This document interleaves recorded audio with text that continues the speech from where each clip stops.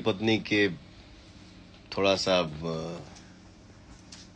पति पत्नी में जो फनी मिजाज होता है, थोड़ा सा हंसी मजाक होता है, मुहा ठुठी होता है। पति मना रहा है, पत्नी गुस्सा में है, नहीं पति बोल रहा है हाँ, पत्नी बोल रही है नहीं, पति बोल रहा है हाँ।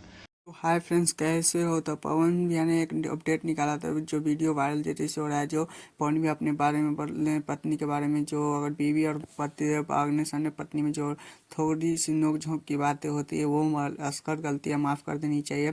पवन भैया बोल रहे अच्छे दिल से बोल रहे, अच्छे इंसान है जो बोल रहे कि थोड़ा बात लेके नहीं चलना चाहिए और तो बीवी में, नहीं तो विवाद बहुत ज़्यादा फंस लगता है। पवन भैया इस बात पे बोल रहे थे क्योंकि कितनी यूट्यूबरों ने कुछ ने जो पवन भैया पे अक्षा सिंह का जो विवाद फैल रहा है वो इसीलिए बोले थे। और हाँ, इनको छठ पूजा के जो गाने को आप लोग प्यार सपोर्ट बताए हैं उन्हीं के बारे में यहाँ पे बोल रहे हैं। और इस हीरोइनी को तो आप लोग जानते ही होंगे। इससे पहले चैनल पर नए हो तो चैनल को सब्सक्राइब कर लें ऐसे वीडियो पाने के लिए।